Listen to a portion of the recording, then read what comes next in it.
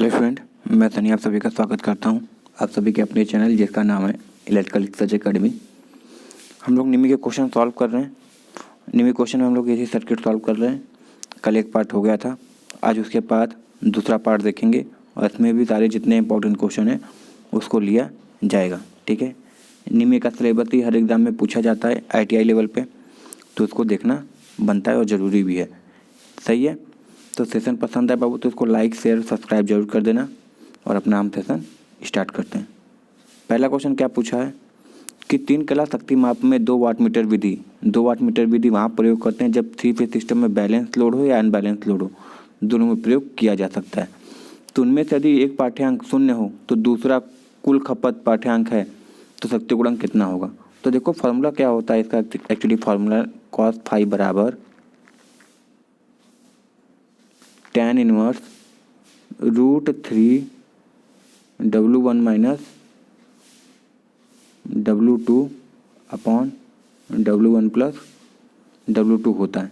तो इस फॉर्मूले पे निकालोगे तो तुम्हारी वैल्यू निकल के चली आएगी, मगर फिलहाल जो इसका सही आंसर है वो हमारा 0.5 हो जाएगा। इनमें से किसी एक यानी 2 वाट मीटर में से किसी एक वाट मीटर की जीरो रीडिंग आती है तो हमेशा पावर फैक्टर 0.5 हो जाता है। ठीक है, चलो अगला क्वेश्चन देखते हैं कि फॉर्म फैक्टर का फॉर्मूला क्या होता है। ठीक है, तो फॉर्म फैक्टर का फॉर्मूला होता है, हमको पता है फॉर्म फैक्टर यानी फ्रा।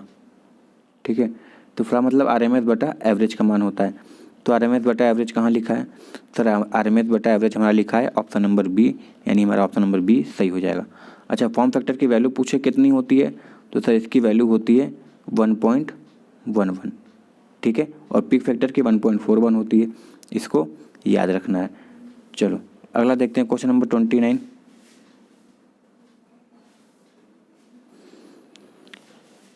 AC समानांतर परिपथ में धारा के कुल प्रतिरोध के किस रूप में विद्युत शब्द को परिभाषित किया जाता है। अच्छा, सीरीज हो चाहे पैरेलल हो, AC सर्किट में कुल जो विरोध धारा में उत्पन्न होता है उसको हम लोग क्या बोलते हैं, इम्पीडेंस बोलते हैं। ठीक है, क्या बोलते हैं, इम्पीडेंस बोलते हैं, जिसको जेड से दिखाते हैं। इकाई की बात करें तो ओम होता है। सही है, तो हमारा क्या हो जाएगा, इम्पीडेंस ऑप्शन नंबर बी सही हो जाएगा, प्रतिबाधा। चलो अगला क्वेश्चन देखते हैं। चलो अच्छा, नीचे क्वेश्चन है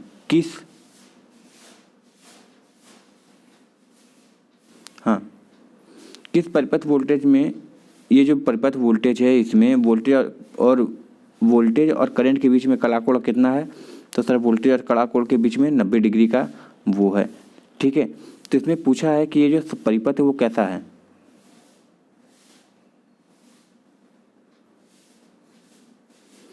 प्योर रेसिस्टिव है, रेसिस्टेंस और इंडक्टेंस है, रेसिस्टेंस और कैपेसिटेंस है, या रेसिस्टेंस इंडक्टेंस कैपेसिटेंस सभी है। ठीक है, तो ये बताओगे। देखो पहली कहानी, जब ये 90 डिग्री होता है, ठीक है, जब ये 90 डिग्री चलता है और V आगे होता है, याद रखना, जब V आगे होता है और I पीछे होता है तो हम बोलते हैं सर ये इंडक्टिव लोड है, यानी लैगिंग पावर फैक्टर पे चलेगा। ठीक है, तो प्रेरकत्व वाला इतना कन्फर्म है। मगर ये क्या होता है, शुद्ध प्रेरकत्व होता है, इसमें प्रतिरोध भी नहीं आते हैं, तो क्या हो जाएगा, प्योर इंडक्टर हो जाएगा। सही है, तो यहाँ पे प्योर करके लिखा नहीं है, मगर यहाँ पे इस हिसाब से देखें तो हमारा क्या हो जाएगा, ऑप्शन नंबर बी सही हो जाएगा। रेसिस्टेंस और इंडक्टेंस प्रयोग किया जाता है। ठीक है, और जब वही आई आगे होता, वोल्टेज पीछे होता, तो यहाँ पे ऑप्शन सी सही हो जाता। सही है, चलो अगला क्वेश्चन देखते हैं।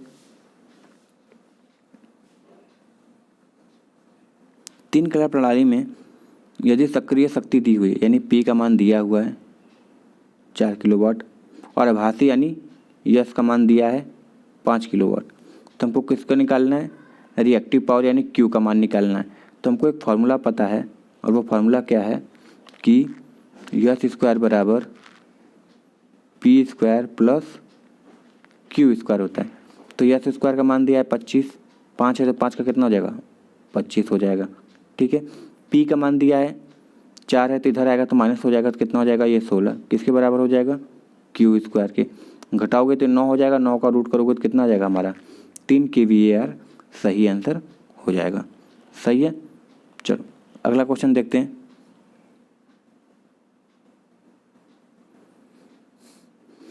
RLC श्रेणी परिपथ में क्या लिखा है, RLC श्रेणी परिपथ में किस स्थिति में अनुनाद होता है, किस स्थिति में अनुनाद होता है।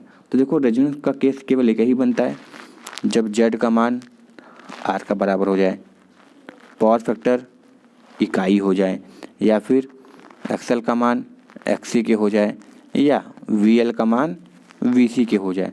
उस केस में हमारा क्या होता है, अनुनादी परिपथ उत्पन्न हो जाता है। तो हमारा ऑप्शन नंबर बी, यानी XL का मान जब XC के बराबर हो जाएगा तो हमारा अनुनादी परिपथ हो जाएगा। सही है। चलो अगला क्वेश्चन देखते हैं।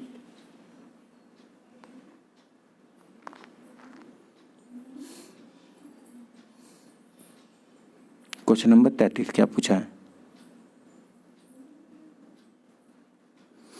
दो वाटमीटर विधि है। ठीक है, वाटमीटर में ऋणात्मक पाठ्यांक देने पर आप धनात्मक पाठ्यांक कैसे प्राप्त करेंगे। ठीक है, क्या हुआ, नेगेटिव वो मिल रहा है हमको, क्या बोलते हैं, नेगेटिव पाठ्यांक मिल रहा है, उसको धनात्मक पाठ्यांक करने के लिए क्या करेंगे आप, आगत सिरे को संयोजन आपस में बदलेंगे, या धारा कुंडली के मीटर में को आपस में बदलेंगे, या फिर मीटर में दबाव कुंडली को संयोजन से बदलेंगे, या फिर प्रेशर और करंट कॉइल दोनों बदलेंगे। तो देखो प्रेशर और करंट कॉइल बदलोगे तो कोई प्रभाव नहीं होगा। ठीक है, याद रखना, टर्मिनल को बदलने से कोई प्रभाव नहीं होगा। तो हम करेंगे क्या, इसमें जो धारा कुंडली होती है इसको उल्टा कर देते हैं। ठीक है, सॉरी ये जो डिस्कनेक्ट लिखा है ना, वियोजित नहीं करते, हम करते क्या है, प्रेशर कॉइल को उल्टा कर देते हैं। तो जब उल्टा कर देते हैं तो हमारा क्या हो जाता है, रीडिंग जो ऋणात्मक आ रही थी वो कितनी आने लगती है, धनात्मक आने लगती है। ठीक है, 2 वाटमीटर विधि फिर वहीं पे प्रयोग करेंगे जहाँ पे बैलेंस और अनबैलेंस दोनों लोड होते हैं, वहाँ पे प्रयोग किया जाता है। ठीक है, चलो अगला क्वेश्चन देखते हैं। देखो क्वेश्चन वही आ गया कि फॉर्म फैक्टर का मान कितना होता है। तो सर फॉर्म फैक्टर का मान होता है 1.11, और होता क्या है सर, RMS बटा एवरेज होता है, इसको याद रखना। चलो नेक्स्ट क्वेश्चन देखते हैं। What is the reciprocal of inductance in AC parallel circuit, यानी किसी समानांतर परिपथ में प्रेरकत्व का उल्टा क्या होता है, ये बताना है। तो देखो प्रेरकत्व का उल्टा क्या होता है, इंडक्टेंस का। तो देखो Z का उल्टा क्या होता है, एडमिटेंस होता है। G का उल्टा क्या होता है, R होता है। ठीक है, ससेप्टेंस किसका उल्टा होता है, तो ससेप्टेंस रिएक्टेंस का उल्टा होता है। ठीक है, रिएक्टेंस का उल्टा होता है। हमसे पूछा क्या है कि इंडक्टेंस का उल्टा क्या होगा, तो इंडक्टेंस का उल्टा हमेशा क्या होता है सर, रिएक्टेंस हो जाएगा। ठीक है, इंडक्टेंस मदद करता है तो ये रिएक्टेंस उस चीज़ का विरोध करने लगता है। ठीक है ना, तो ये विरोध वाला हो जाएगा। अगला क्वेश्चन है, धारा और वोल्टेज के मध्य कौन सा संबंध दर्शाया जाता है, धारा और वोल्टेज के मध्य कौन सा संबंध दर्शाया गया है, ये बताओ। तो यहाँ पे हम देख सकते हैं, देखो ध्यान से समझना, जब I 0 थी तो V भी 0 है, यहाँ पे जब I 0 है V भी 0 है, I 0 है तो V भी 0 है। यानी जब दोनों वैल्यू अधिकतम हो, देखो जब ये भी अधिकतम है तो ये भी अपने मान का अधिकतम है, ये अधिकतम है तो ये भी अपने मान का अधिकतम है। तो जब दोनों तरंग दैर्घ्य या फिर दोनों क्या होते हैं, तरंग जो होती है समान समय पे अधिकतम या न्यूनतम होती है तो वो हमेशा इन फेज कहलाता है। ठीक है, हमेशा इन फेज कहलाता है। तो इसका सही आंसर क्या हो जाएगा कि सर करंट और वोल्टेज क्या है, इन फेज हैं। ठीक है, कला में है, कला में है। अगला क्वेश्चन क्या है कि 2 वाटमीटर W1 और W2 है, विधि द्वारा कुल शक्ति की गणना करें यदि 1 वाटमीटर रीडिंग उलटने के बाद भी ली जाती है। ठीक है, तो उलटने के बाद ली जाती है तो क्या हो जाएगा, फिर ये रिवर्स में चला गया ना, तो फिर क्या कर देंगे हम, W1 माइनस W2 कर देंगे। ठीक है, समझ में आया, तो क्या हो जाएगा, ऑप्शन नंबर सी सही हो जाएगा। अगर दोनों का देना होता तो फिर W1 प्लस W कर देते हैं, मगर एक उल्टा हो गया इसलिए ऐसा हो गया। ये किस लिए दिखा रहा है कि दोनों रीडिंग पे कोई सेम आ रहा है, तो क्या करते हैं, एक का दुगना कर देते हैं। चलो अगला क्वेश्चन है,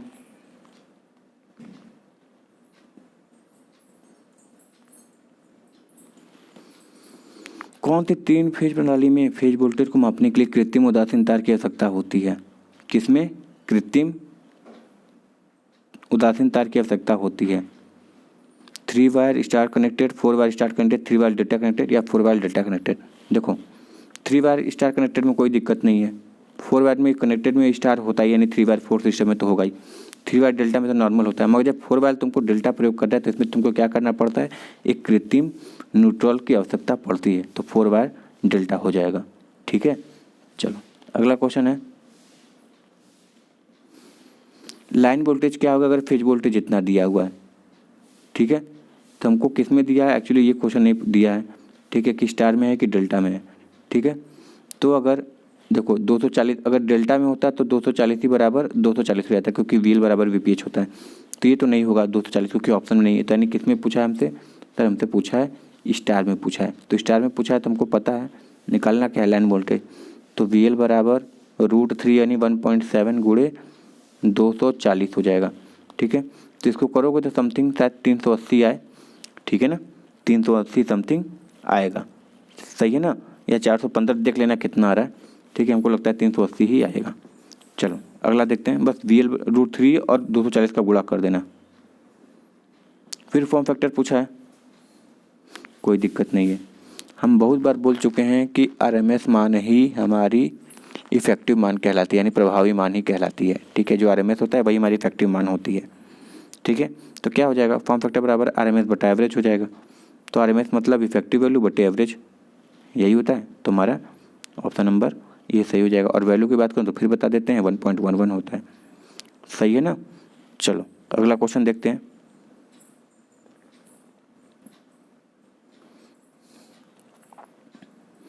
RLC श्रृंखला सर्किट के प्रतिबाधा के लिए, RLC श्रृंखला सर्किट की प्रतिबाधा Z की गणना करने के लिए किसका प्रयोग करते हैं। तो हमको पता है कि सर Z बराबर क्या होता है, रूट में R² XL, ये ऐसे लगा देते हैं XC का स्क्वायर। ये इसलिए ऐसा लगाते हैं कि तुमको जो बड़ा वैल्यू मिले उसमें से छोटे वाले को घटा के उसका वर्ग करना है। ठीक है, तो हमारा सही आंसर क्या हो जाएगा, XL - XC का whole square, option number D सही हो जाएगा। ठीक है, इकाई की बात करो तो सर ओम ही होती है। और इम्पीडेंस का उल्टा क्या होता है, एडमिटेंस होता है, जिसको वाई से दिखाते हैं। चलो अगला क्वेश्चन है, क्या बोला है, what is the power factor if one of the wattmeter give negative reading into wattmeter method. अच्छा, जब 3 फेज शक्ति माप में 2 वाटमीटर विधि में से 1 वाटमीटर ऋणात्मक पाठ्यांक दे तो पावर फैक्टर क्या होगा। ठीक है, इकाई तो तब होता है कि जब दोनों power factor meter same reading दे। ठीक है, 0.5 कब होता है, जब उनमें से कोई एक शून्य दे। ठीक है, 0 कब देता है, जब दोनों बराबर हो मगर अपोजिट दिशा में हो। ठीक है, और जब नेगेटिव रीडिंग दिया है तो क्या हो जाएगा, हमारा लेस देन 0.5 हो जाएगा, क्योंकि इसमें ये नहीं बोला है कि एक नेगेटिव रीडिंग दे रहा है और दोनों बराबर हैं। ठीक है, तो हम 0.5 की तरफ ही जाएंगे। सही है, चलो अगला क्वेश्चन देखते हैं।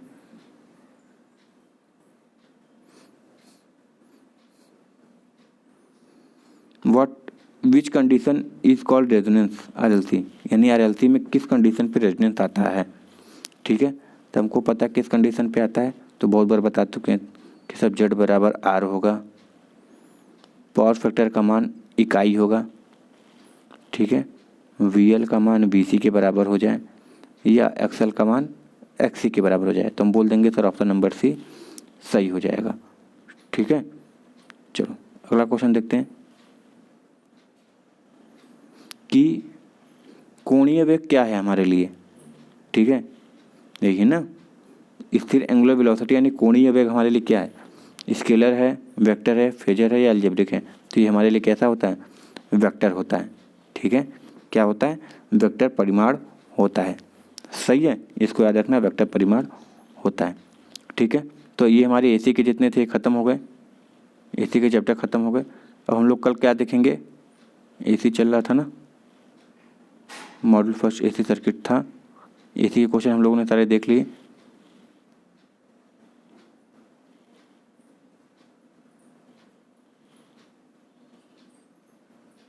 ये AC था,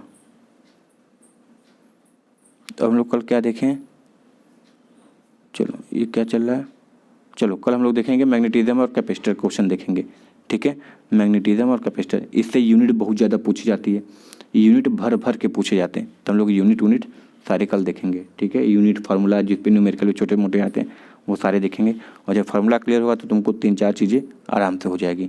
सही है, चलो सेशन पसंद है तो लाइक शेयर और सब्सक्राइब कर देना। मिलते हैं नेक्स्ट वीडियो में। Thank you very much and all the very best.